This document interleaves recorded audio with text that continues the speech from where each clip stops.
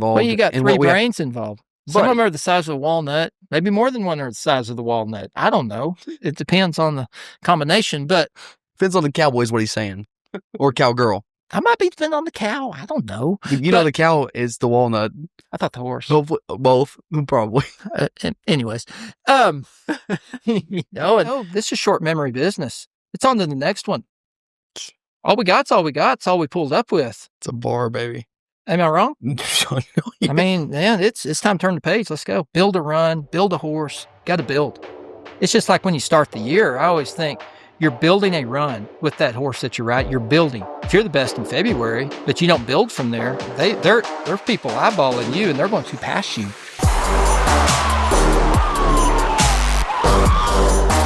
Hey guys, welcome back to the Let's Freakin Rodeo podcast presented by Boot Barn. We got to talk to Monty Lewis, the Hurricane. If you guys don't know him, he's a highly sophisticated, very intelligent calf roper, businessman, whatever you want to call it. I don't know all the endeavors that he is, but he is a firecracker, let me tell you. The people that do know him know he will still get your money at 44 years old. In 2004, he's the world champion calf roper. I'm talking about got it out of the mouth of sharks. We'll talk about that later in our segment. But 44 years old, electric, vibrant, competitive warrior. It was awesome to get to talk to him. Thank you guys for listening. Like, comment, and subscribe. Now we're on the Cowboy channel every Thursday night. Just letting you know it's going to be every Thursday night. We're on the Cowboy channel. And don't forget about us. Let's freakinrodeo.com. No G. Freakin with an N. Get all the merch. We got our new drop. It's our spring collection, collection 01. I think we got a lot of cool stuff. You like creative, you like just kind of traditional cowboy. We got it all. So let us know. Thank you so much for the support, and we'll see you in the podcast. Cool. I remember like this, like it was yesterday. It was like the coolest day of my life. Yeah, it was. And him saying this to me. I walked in there, telling Harris, you're going to make it in this business here.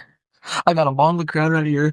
It's freaking 1 p.m. at Red Bluff, California, and Kane walks in there. I just taking all their money. I don't play. He said, no, he ain't playing. He said, I just walked in there. I seen what was going down. I turned around and walked out. You seen enough. And how you're gonna make it. Yeah, he said, Harris, you can make it in 5 minutes. He knew. I don't care. There's some intangibles to this thing. It's a lot more than just roping. There's plenty of guys that can rope. I mean, you know. But you gotta have that little extra. Some call it swagger, some call it. Gotta have this shit to you, man. He told me, dude. I swear to God. Hey, and I was 15 seconds that day, but I was so proud after he told me that, man. Yeah, that's all you. That was a win. Oh, 15 seconds. I damn near biffed it today. You think that's gonna happen again either? No, sir. No, it ain't.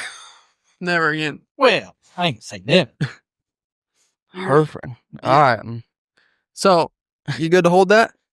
I'll do whatever you want. Yeah, go ahead. And when you win a gold buckle, you do not get a pass to say whatever you want. Man, I guess it depends on who you are and what you take liberty to. I don't know. So I just have one, dude. There's levels to this. You know what I'm saying? There's levels to Monty Lewis, world champ. I mean, winning the world championship in calf roping, being a world champion. A lot of guys try. A lot of guys take that dream and set off on that summer run and go all these rodeos, go all year long. Don't even sniff them afar, let alone a world championship. I mean, you're in an echelon of cowboy that's pretty special. And I'm fortunate. I'm very thankful it worked out. I had a generational horse, and man, that calf roping's always tough, man. It's stupid tough. Back then, it's packed full of Hall of Famers, and if it hadn't been for Fred and Cody hoarding buckles, there's a lot of those guys that deserve to be in the Hall of Fame. It's tougher than hell right now too, you know, but I was very fortunate. I wished I'd have got more than one, come close, but for sure thankful it worked out, because it's so hard. There's a fine line between somebody that gets one and somebody that don't. You know, it can be right there, but I mean, there's always more than one guy that ropes good enough to get it every year. And it's, man, the card's got to fall right. I mean, you got to rope outstanding, got to ride a great horse, and you got to have some luck that last weekend in Vegas. I have run extras on multiple occasions for buckles, and people don't talk about that much. Yeah, people don't talk about how he could have won one. You know what I'm saying? That's the biggest thing that I always talk about. It always comes up, Shane Hanchy, and maybe it's because we're friends, but 15 straight NFRs, 2 gold buckles that he lost by less than $2,000. You know, that guy's a professional winner. Professional But winner. And he's a one-time world champ, but right there to be in 3, you know. I mean, Well, that's just one example. Hanchey's kind of like me. The one he got is probably not the one he should have got. Exactly. But you keep putting yourself in that position, though, and, you know. But I mean, you know, we both played the game. We completed the course. And, hey, dude, the year I won it, I run one. They never tied in single digits, 10th round. She wasn't very good. And I made a good run. I mean, I was fortunate. Won 4th. If I win 5th, I don't win it. You know, and I did all I could do. I ran her halfway, put it all on her, 8-1. But I was just fortunate, man. It's my day. Wow. So thankful. Yeah, but you are now roping, competing with the new generation of guys. I mean, it's even probably 2 generations because you have like Marty Yates and you 5. have. I mean, exactly. Literally. From him coming in as a rookie, think about it. You said you're a rookie in 01? Yeah. You know, the generation after me was Tough, Hanchy, Solomon. And then. I mean, he's roping the NFL with Roy Cooper. Huh? No. Roy Cooper made it in the 2000? Well, in 2000. I bought my card in 01. 1 year. I mean, I roped it twice with Joe Beaver. Yeah. Yeah. His last 2. And, yeah, I've been around a minute. I ain't seen it all, but I've seen a little, you know. But it's crazy just him in basically 4 decades even, and then but to see it overlap even to 2000 and 2001 is just crazy. Yeah, I've been around for a minute. Yeah, and Roy, I mean, he's great friends with my dad. I mean, I grew up looking up to Roy and watching Roy since I was a little kid, so all through the 90s from a distance, you know. They said I've heard stories far and wide about Mr. Wade Lewis.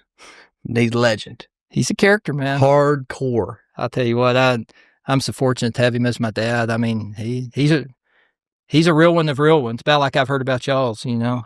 He's a cowboy, man. He's a cowman. I'm very thankful for all the time I've had with him, you know. Yes, sir. I mean, man, he raised me, you know. He's took me with him since I was in diapers, man. He'd take me everywhere. So it's been a lot of fun. Yeah. Yeah, we could fill a lot of tapes with things that's come out of Wade's mouth, things Wade's done, man. He's cool, you know. He's hard. I mean, they said he was hard-nosed on you, and you're hard-nosed. Yeah, but he's the best friend I ever had. You know what I'm saying? That's a crazy dynamic. I mean, that's a crazy dynamic. You know, yeah. You know, he's my dad, man. I was very fortunate to have him. Rodeo, you have a rodeo family, rodeo culture, rodeo lineage, and then you just been doing it since you was a kid. Yeah, I mean, that was recreation. You know, we worked and then we got to rope. So, yeah, and you know, he'd let me have a little bit of work. You know, he'd let me have the afternoons off to go rope. You know, and I mean, you gotta love it. You gotta love it, man. There's a lot of people that raise kids and want them to rope, but yeah, man, you gotta love it. You know, and I did, and he provided me every tool you can imagine. Mm-hmm. If I didn't make it, it's because I sucked. You know what I mean? I mean, cattle, oh my gosh, on that place, there was anywhere from 50 to 200 head prime number 1 ropers there. That's what we did. I mean, he run that feed yard, but we straightened out cattle. He'd buy them. He always told me, man, if you can buy them small enough to flank and keep them alive, own them till they weigh 8, you can't lose.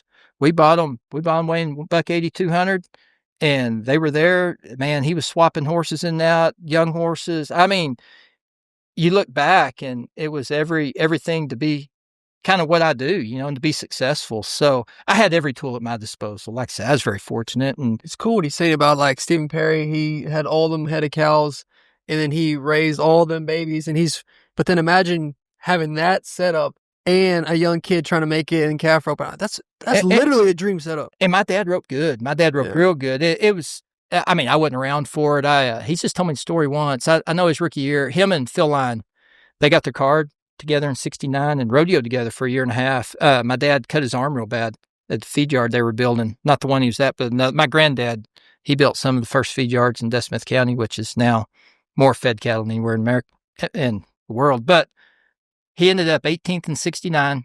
He just told me the story once. Said he went to Memphis, broke the barrier and won the second round. The average would have made it. So he went to Cow Palace, got the barrier and won the second round. The average would have made it. He just told me that once. I know it hurt him. And then the next year, he did good at every building, won the college finals. He was second, and he was second going into 4th, and he cut his arm. He couldn't rope for 2 years, like right there, and ended up 17th. Didn't run another calf after the college finals. But it's like he told me. He said, man, I roped real good before my arm, and I come back, and I just roped good. So Then he went tripping steers a lot. But yeah, he knew. I had a dad that knew and had been there and every tool at my disposal. And he's a horseman too. He ain't just a roper. So yeah, I was so fortunate to come up like I did, Sure. I mean, that's the dynamic that you don't really see too often in sports.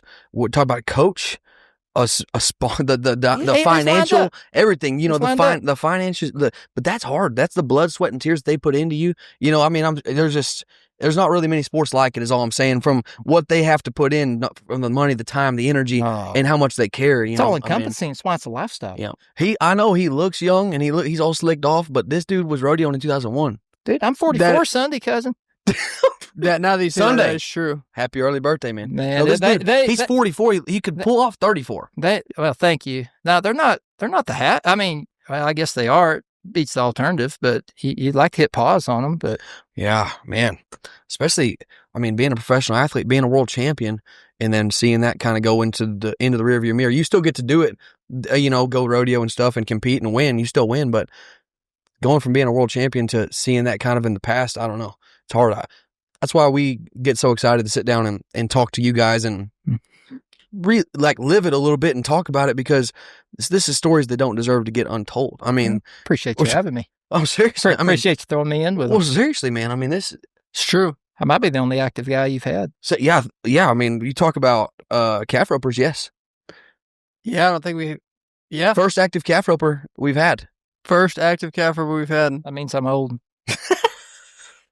I still enjoy it, man. I do. I like roping for money, and jacking with horses, and 01 is your card when you get your permit.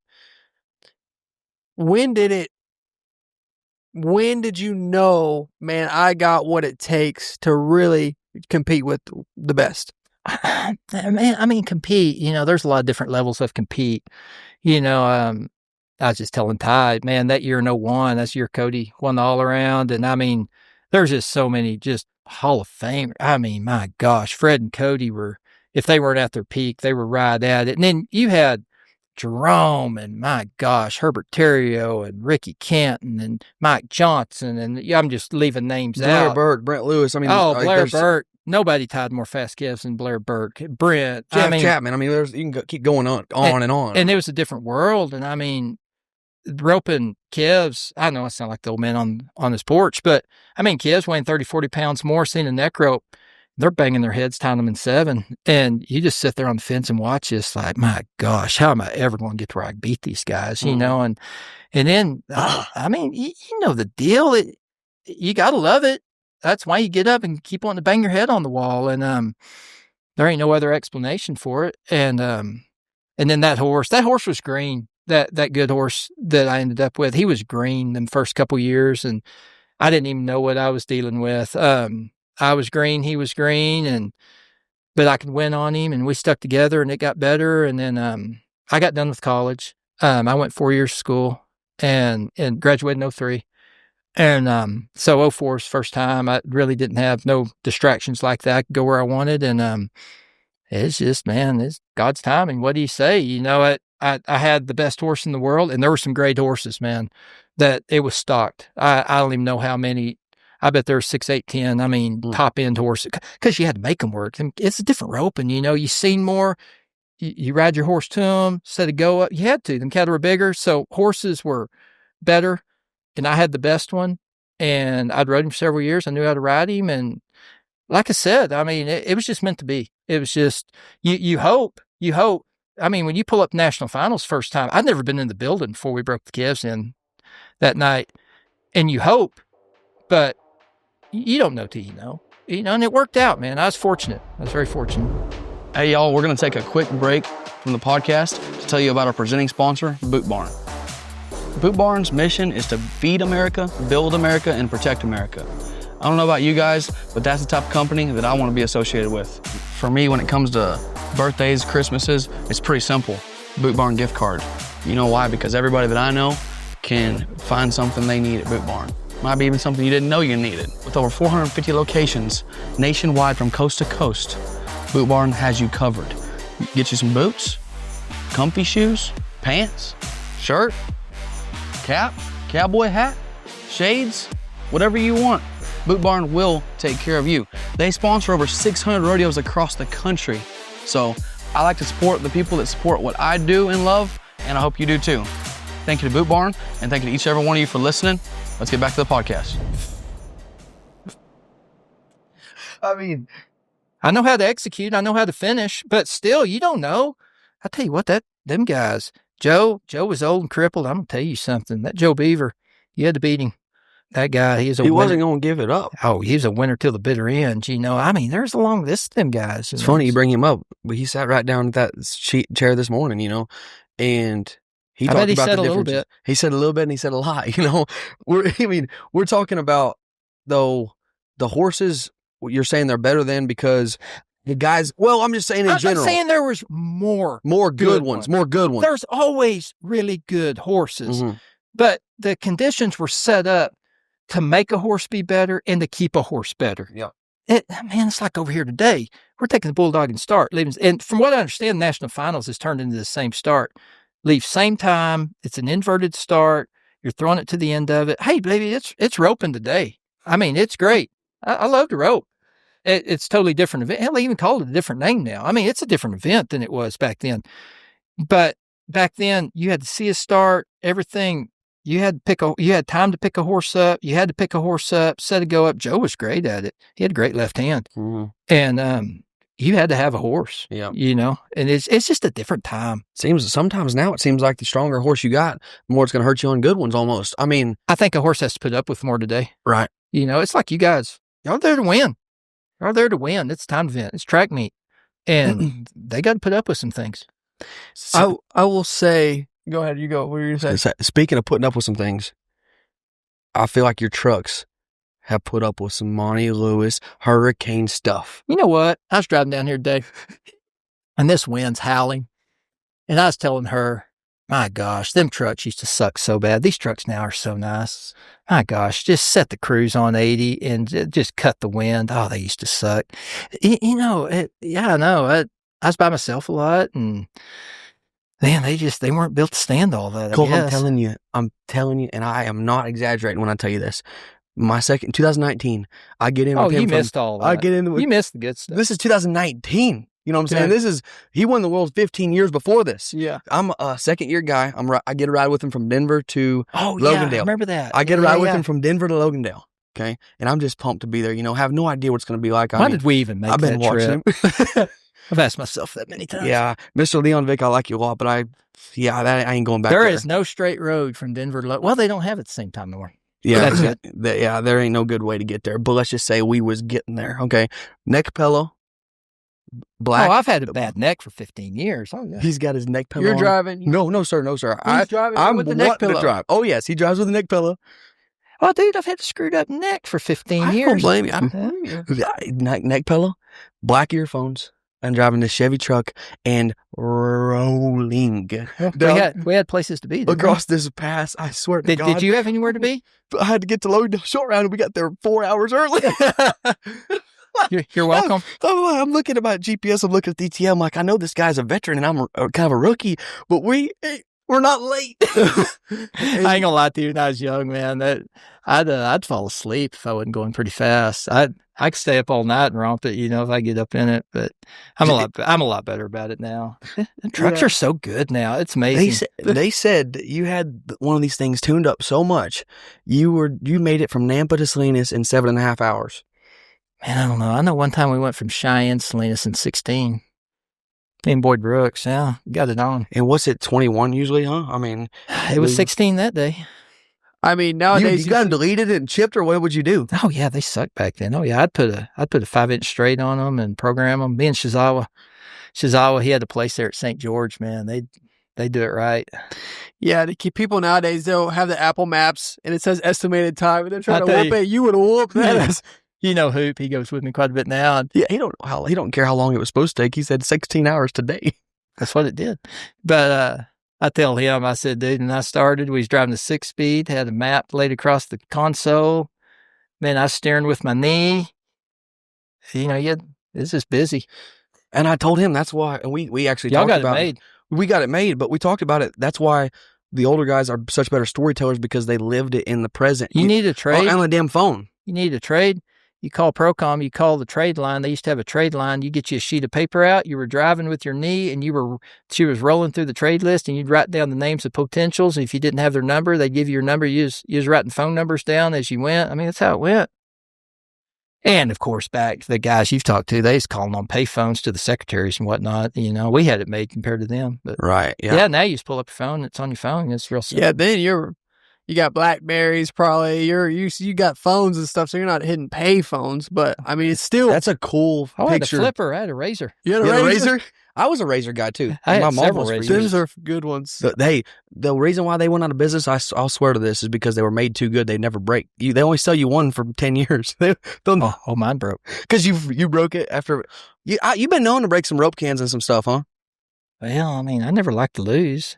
I mean, do you? No, sir. Yeah, I know. That's what I was going to say before you brought up the trucks was people say that they're the most competitive but you are probably the most competitive. Oh, I can't say that. I mean, you know, I don't know. You know, I grew up in a competitive household, man. I mean, my dad roped good. My mom ran barrels. I mean, it's just a way of life, you know. We like to win. Everybody likes to win.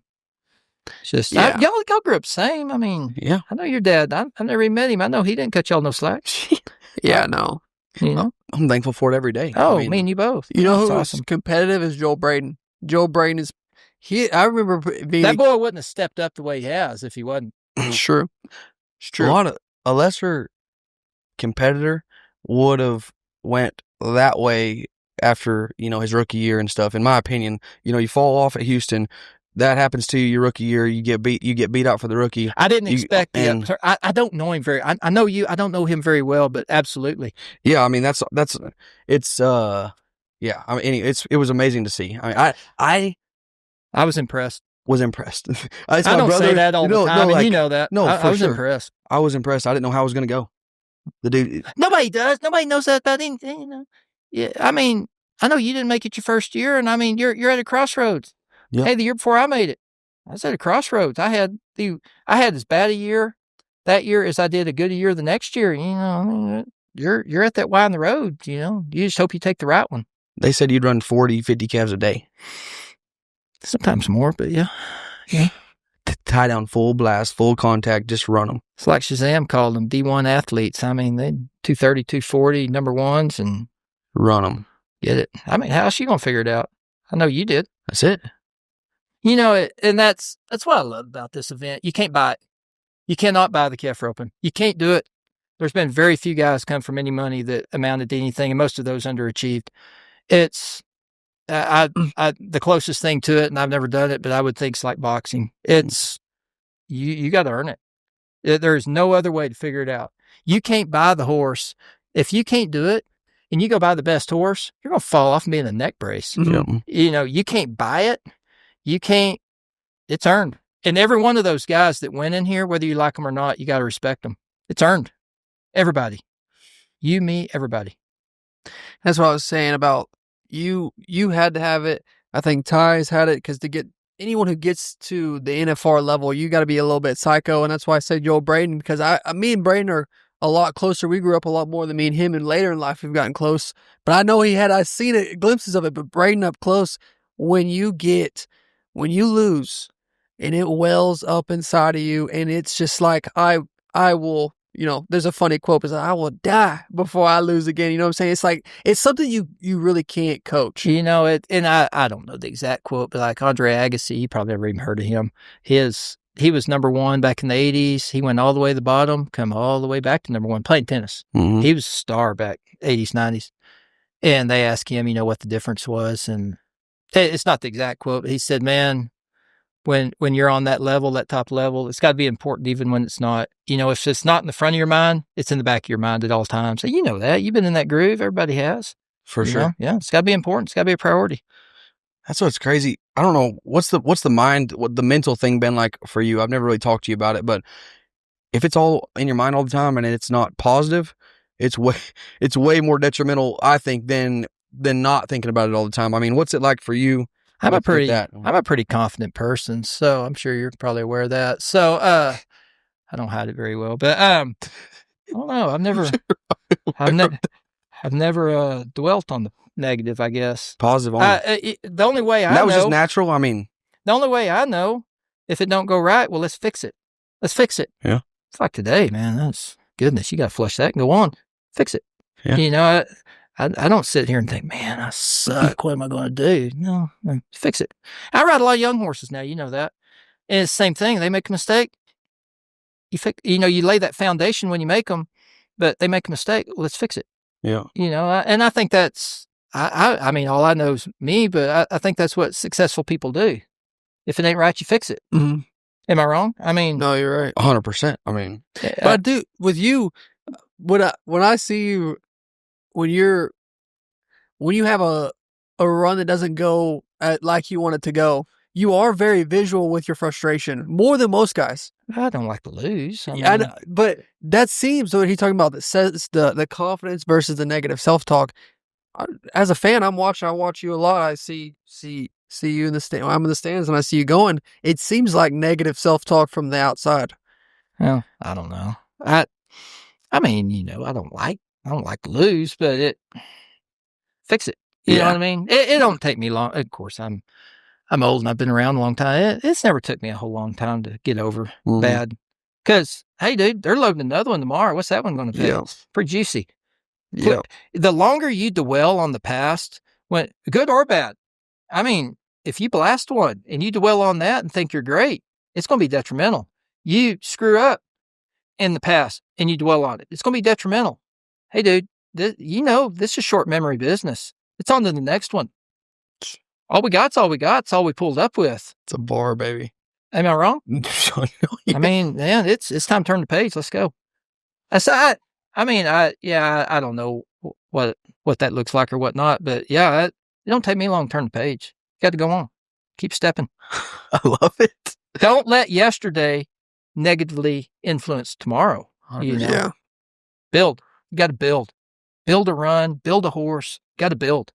It's just like when you start the year, I always think you're building a run with that horse that you're right. You're building, you know, and that's just steady improvement.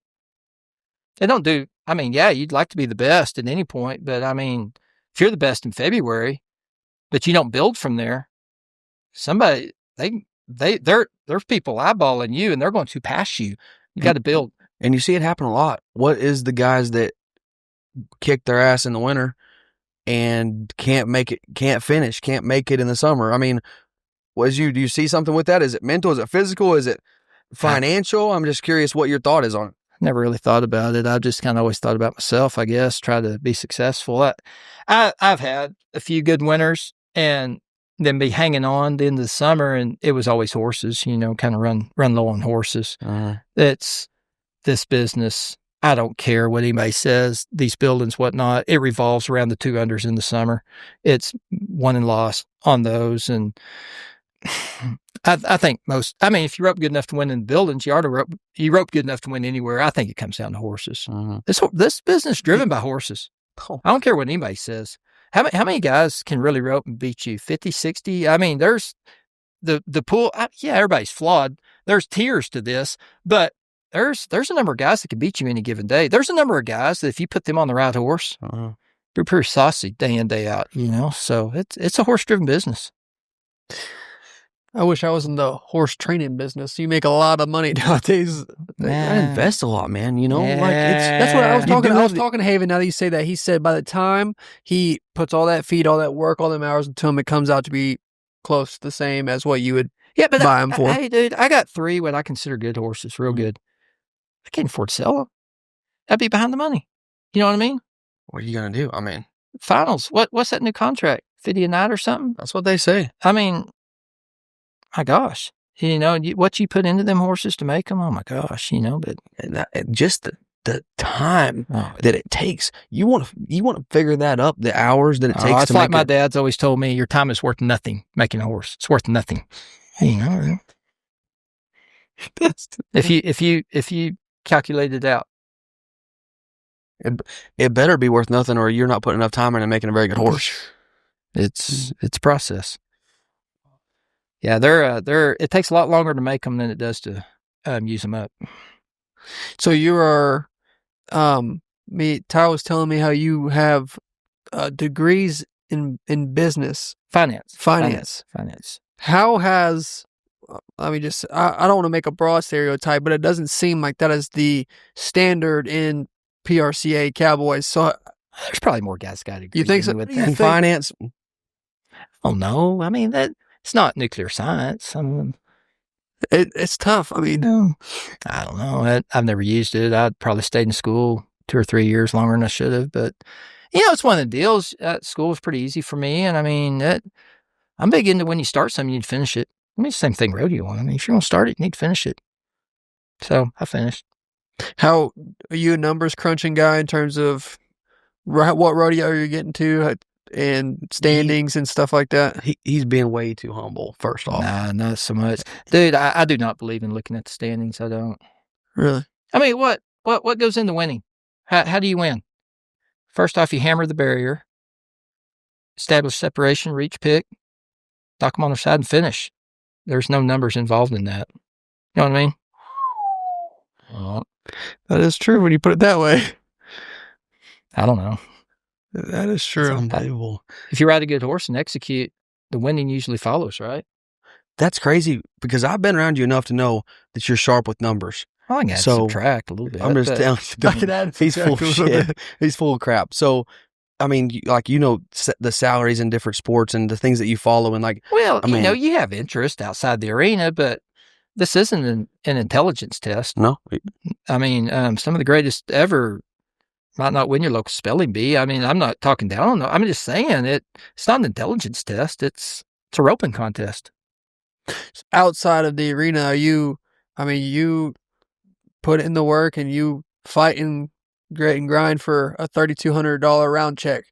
You do that for a year, or you go in the world and you win all that money. Are you putting that money, do you have outside endeavors that you're investing in? Or are you just, first off, I ain't done that in a while. And so I've been semi-retired for about a dozen so years. But, we got businesses. I mean, me and my wife, we got a rehab business, cutting horses.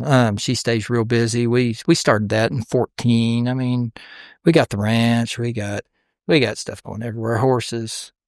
So we stay busy. You've told me some pretty good stuff about a good woman. I don't know if you have anything to say about that. You got you a good one. I got lucky. I did. Yeah, it ain't easy. I did. Yeah, it's good horses, good women. I mean, you can't be dumb and use them up, Barry Burke, I love that quote. I've told you before. Barry Burke said, "You ain't got to own a horse, and you ain't got to have a woman, but it will end your life if you got a bad either one." What Joe B say? Bad horse, bad woman. Either one of them will ruin you. There you go. No lie. There you go. Yeah, ain't no lie. Yeah, I got lucky on that front. I really did. Very lucky. So, yeah. I was just curious about the finance side of it because when I see him entering and stuff, that's kind of. This podcast, what really was the origins of it was seeing him. This guy's here, this guy's there, coming down to September, into the road. Who's making it? Who's the cut? Who has to win here? Who has to win there? Not everybody. Number one, I haven't heard many people talk about, but not everybody has the capacity to really track with it or communicate it well. But seriously, tracking it, is that going to do you any good? As a competitor, no, but as a fan, that's fun. Well, yeah. Well, that's what it's for, fan. If you're a competitor, in my mind, and you're worrying about, there's things in this life you can control and things that you can't. The things that you can, be OCD about it, and the things that you can't, do your best to navigate them. I can't control what he's going to win. So why am I wasting mental energy worrying about what he's going to do? Why don't we worry about what we're doing, the things that we can control, and execute to the best of our abilities? Mm-hmm. Am I wrong? I mean... Not wrong at all. No, it's true. That's so shocking. I mean... I'd never really talked to you about anything but roping, but I am surprised that you have that insight because I just didn't know. You're so dialed into everything all the time, but that makes all the most sense in the world. Well, you can't just think about roping. I mean, you have other interests. I have plenty of other interests, but as far as the roping goes, I mean, it's execution-based business, right? Yeah. It's a make or miss deal. I mean, it's true. Hard business too. Yeah. I mean, like I said, I can't control what he does. I can't control what anybody does. Me and the horse I'm riding, I mean, we need to do everything we can to be successful. Yes, sir. You only have so much mental capacity. Yes, sir. I try not to waste it. Nobody's perfect, obviously, but I try not I try to waste as little as possible on thing in the arena. A lot of it's turning it off from the neck up. I mean, a lot of this, it's reaction, a lot of it. I mean, there is thinking involved, but a lot of it's reaction. Exactly. You've already put all the work in. You've already run all them however many calves that were undisclosed that you wouldn't say the number to. I thought 50 a day is what I've heard. You said more. I don't know. Oh, who knows? There's more or less. 4 or 5 on a colt's a big day for me now, but back in the day, man, we'd rack them up. I mean, there's only one way. I was fortunate enough to have access to them. So if I failed, it was on me. Did you feel that pressure? I mean, what? There ain't no pressure. I enjoyed it. You don't rope unless you enjoy it. We had plenty of work to do if I wasn't going to do what it took to win. We had plenty of work to do if I did. So might as well go win. I enjoyed it. You enjoy it, right? I love it. Still enjoy it. So World Championship season. Mm-hmm. We kind of brushed over. We didn't really get into the nitty gritty of it. It's been so long ago, I may not remember, Matt. Shit, that's what I want to talk about. I bring it up and you say, I don't know. We throw it up. What I do? How many calves do you run? The work you put in. 5 a day. But Kane, this shit ain't easy. I want you to tell them, man. Playing something. I mean, them guys. And and let's just be honest. You have a style that is not, let's say, natural. Like what you do, you had to do it over and over and Changed over. The game, baby. You did. I mean, I had to figure out how to be Fred or rope with Fred and Cody. So I had to change things. And then Shizawa right with me, and it's still the base style today. I'm not lying. We saw them ropes off, turned them cattle around. I mean, they said your rope didn't measure 21 feet. I had to find a way. I wasn't going. Hey, dude, hold on. But this is the juice right here, baby. This is the juice, Kane. This is what I came here for, baby. Well, but it's like I didn't rope as good as Fred and Cody. Those are the two of the 4, 5 best that ever walked. I knew that. And you're asking me before, when do you know you had it or what? You don't know till you know, but you sit there and you look at them guys that everybody was trying to do the same things they were. Why wouldn't you? They were the most successful, right? Man, that wasn't what I did best. Or, well, it wasn't going to work for me like it did. It wasn't what you did. At Fred Whitfield, he had a grown man right arm. He could jerk a 280-pound one out of the ground. So could Cody. Those guys were those are the 2 best there ever was, best there'll ever be. I'm sorry. They are. I don't care. I don't care who comes. I don't care what. They're all situations, them 2. I mean, man, I come up right in the teeth of it. Those are bad men. And you drug a world championship out of it. You keep skimming by that. I was fortunate, You say I was going to say you're fortunate. You keep repeating that. Well, but you won a world. It ain't like I just squared off with him and knocked him out. No, but you won a world championship in the heat of the 2 that'd greatest. Be like knocking out Muhammad Ali and Mike Tyson. I didn't just square up and knock them out. I mean, I was fortunate. They were probably between horses. I know they were kind of, I mean, I can't speak for them, it lined up. It was meant to be. What can I say? I mean, those are 2 of, if not the 2 best that ever lived. And I'm really proud. The one that I got, I'm not going to lie, I've always seen it as equal to 4 or 5 of somebody else's. Maybe not that many, but my gosh, to go through the gauntlet like that, and they didn't make it easy. They didn't make it easy, in or out of the arena. They didn't make it easy. But they make you feel like you couldn't rope at all, I would imagine. Well, I'll tell you what, and that's where my dad comes in, the way I was raised. Dad wasn't easy either. And, what would break most of those guys, mentally, you talk about the mental deal, man, I'd already lived all that. It's like they talk about Tiger Woods' dad, making noise when he was putting and stuff, and, yeah, I mean, I had the best horse and whatnot, but I knew I wouldn't want to square off and beat those guys the way they roped. And in that horse, he was flawed in ways, just like no horse is perfect. And I figured out what worked on him, and turns out it influenced the next generation. You've seen a few years later, Tough, Solomon, and Hanchy really adopted it. And it changed things. Uh-huh. It changed me and Shizawa. And then you could see 3-4 years later when they come, a lot of influence. And it's just a different way of doing things. You keep talking about that horse. That's Ned, right? Oh yeah, he's all-timer. Ned's an all-timer. All-timer. And I know that, but like I said, I've never seen they are roped as good as Fred and Cody, dude. They're them two and Roy and Joe are the best that ever walked. Everybody agrees on that, right? Yeah. But I had that horse and things lined up for me, and I changed things up to kind of fit what I did best, and like I said, thankfully it worked out. There had to be some strategy that went into that. I mean, you cut off your rope. Yeah, you used a poly. Yeah, I mean, poly, I'd always used one, whatever. I don't use one anymore. Whatever. And poly, it didn't matter. But the only way to win with a poly is a short poly. You take away the stretch. But, back then, them guys, they used them ropes long, kicked it over that right hip. Them cattle were big. And, man, I wanted them either knock them to their knees or swapped. And that rope was short, and that horse pulled. And I could blow up in their flank, and I had young legs. That is the one thing I had on them. I had younger legs at that point. Yeah. And like I said, man, it lined up. It's God's timing. It worked out. And tell me though about, you said there was two. You won the one that maybe you should have won, but you didn't win the two that you should have won. When you say should have, you can't take away. You can't take away anything from the respect the guys that did get them. I had chances at them. It didn't work out. But wait. Tell me, what years were those and what? Man, I'm not going to get into that because it'll take away from the guys that did win it. I had chances. Yeah. I'm not going to do that. I ain't going to disrespect no world champion. They earned it. They earned it, and I didn't. You know what I'm saying?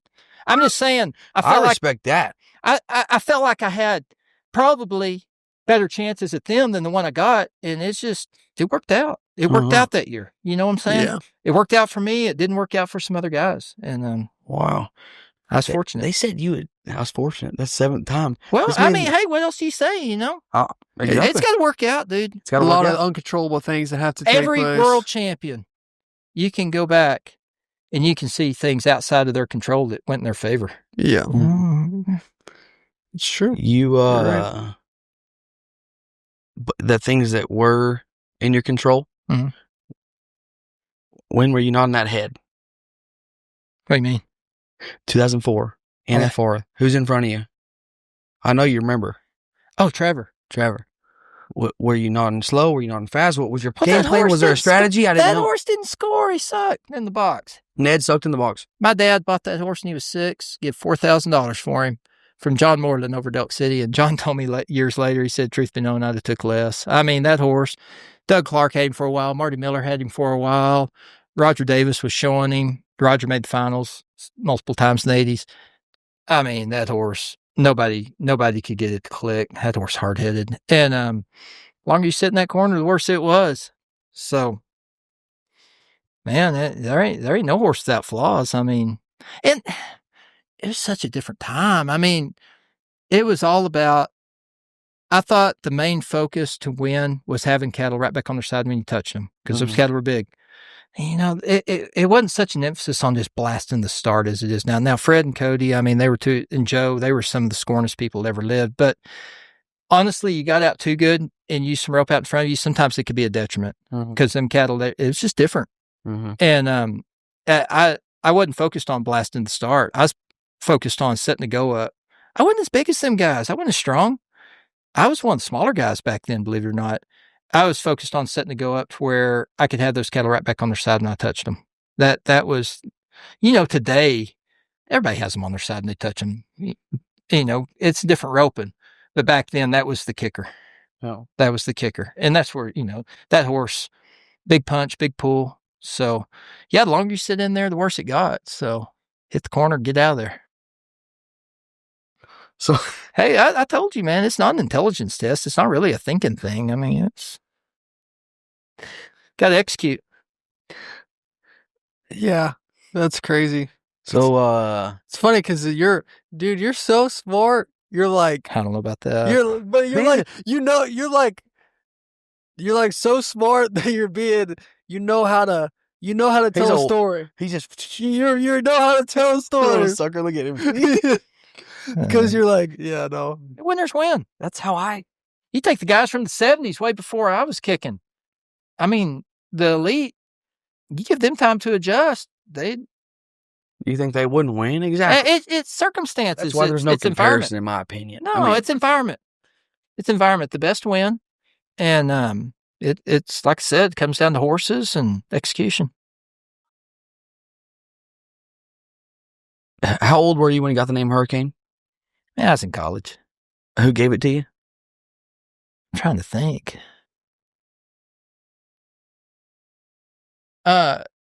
Bradley Harder's brother, Bobby, and Kobe Schieneman. Yeah, we was in college. It's in a Hurricane. Yeah. By the way you swing your rope or just the way you live your life? I don't know, I guess all of it. I don't know. I was roping good and winning right then, so there you have it. Bray Arms might have been in on that too. I can't remember. Something like that. It was so long ago, dude. Can't remember. Yeah. I've had it for a minute, Ty, longer than you probably been kicking. What year was college? Was that college? Would have been 96, huh? No. I graduated high school in 99. Yeah, you was around then. Yeah, I was around, Bo. Yeah, probably 2 years old. I was born 99, December 15, 99. 16 days before 2000. Yeah, right before the world's supposed to end. Yeah. What about fast horses and slow horses? What do you got to say about fast horses? There's nobody that puts more emphasis on run than me, I wouldn't think. I mean, man that gets his rope on one the fastest has the best chance to win, right? I mean, I don't know. Y'all probably don't want to get just real technical on this. It'll get boring, but I want to hear it. I mean, you got to use your rope regardless this day and time. A running horse, it allows him to get up under himself and take those hits the way they're supposed to. And it just lines everything out. Slow horse, you're reaching, giving them kidney shots. Those cattle are hitting them mid-stride, and you ain't going to have a horse for very long. You know, and it takes a real hard shot and makes it manageable, right? But the trick is getting a running horse to rate and to drop. That's the tough part. You can't take a slow horse and teach them to run fast. You know, I mean, that's the way I look at it. But I ride running horses. I like to go fast. I mean, I got a big left hand, you know, and barn full of clapper bits. I mean, I can teach one. I can teach one to rate and to drop. You can teach one to stop. I can teach one to rate and to drop. I can't teach a slow one how to run fast. But there's a lot of guys that went. They can't ride a running horse, and they ride horses that don't run as fast, and they're used to it. Yeah. I mean, there's 10,000 different ways to skin a cat, man. Everybody does it different, and that's what I respect. All the guys that win, they all do it a little different.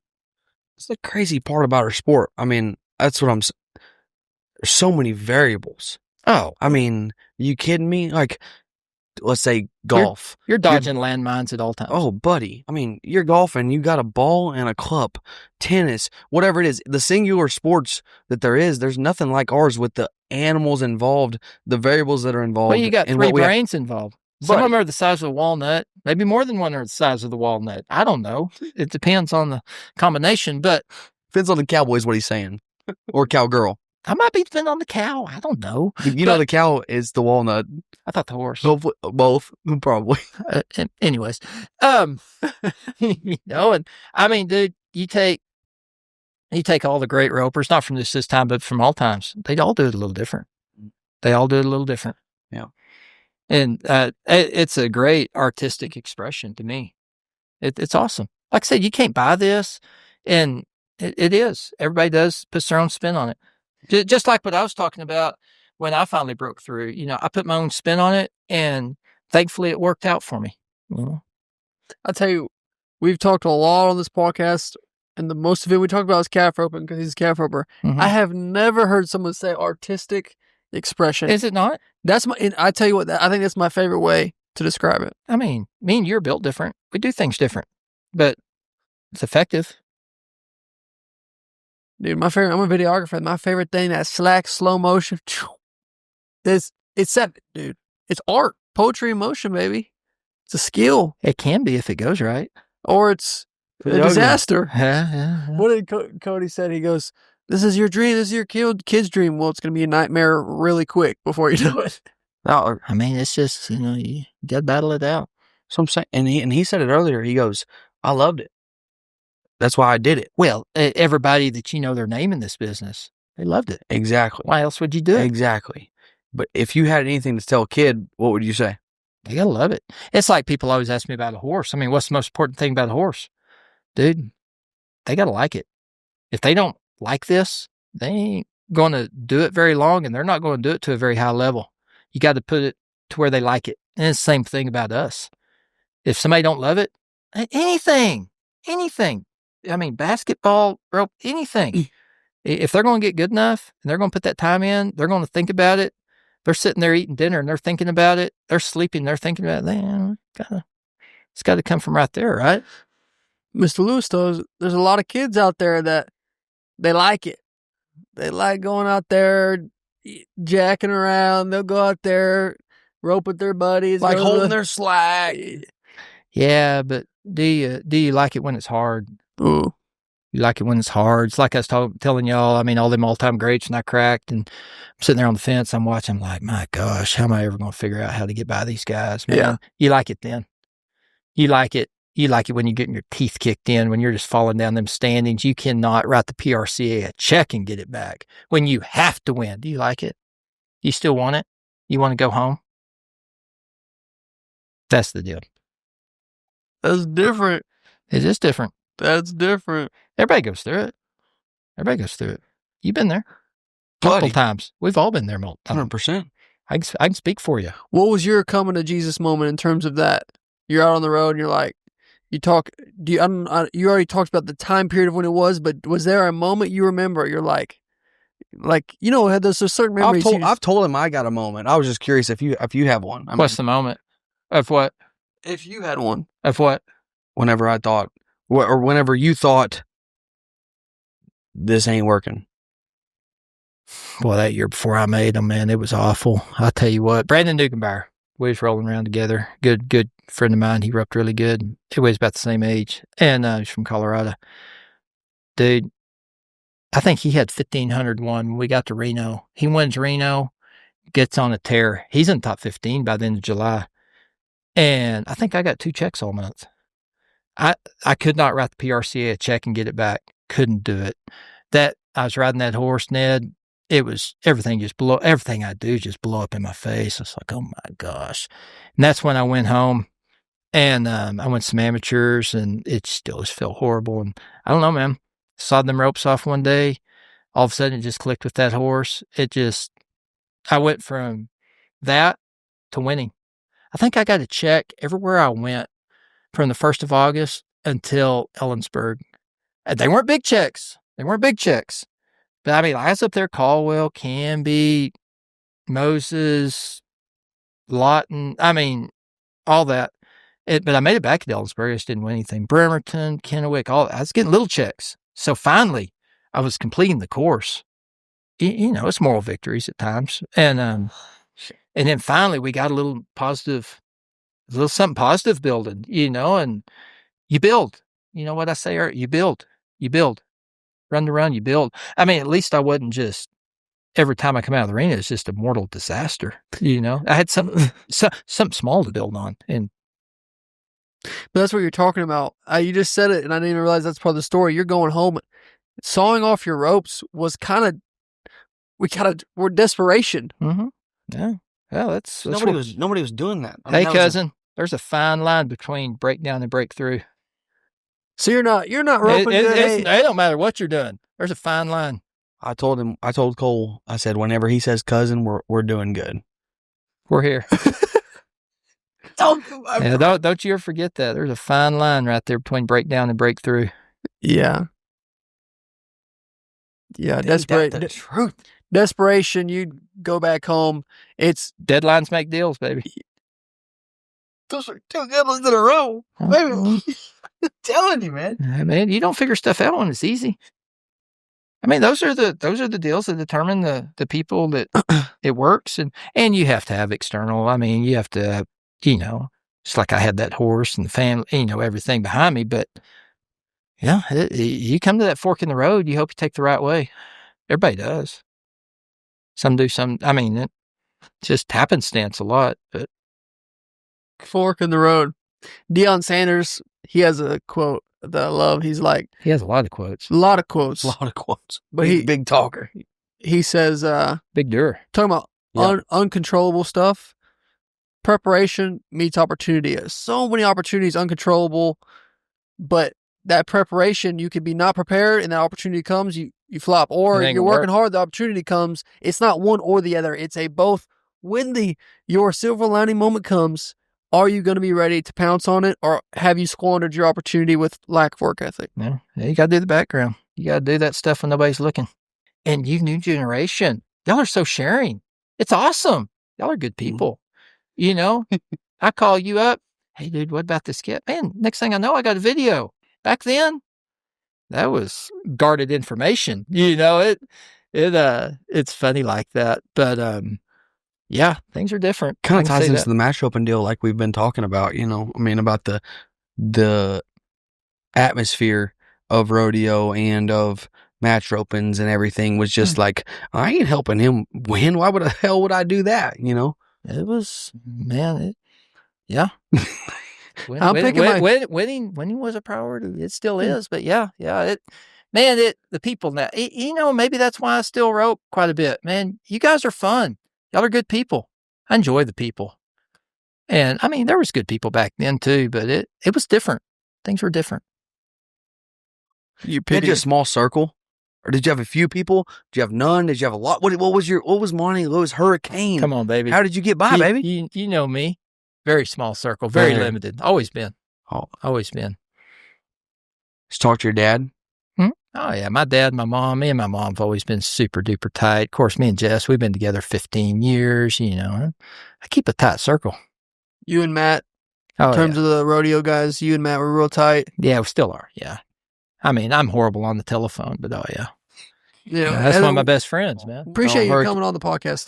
Hey, thanks for having me. Hurricane, thanks a lot. We know I this. There's a lot of guys way higher on totem pole than me that's been on this. No, I appreciate y'all. Shoot, buddy. It's cool. World champ, baby. It means a lot for you coming on here, and thanks a lot. No. It's cool to hear the story. Monty Lewis, Hurricane, 2004 World Champion. You know I love you, man. It's cool to sit here and visit. Yes, sir. Let's freaking rodeo, Bo.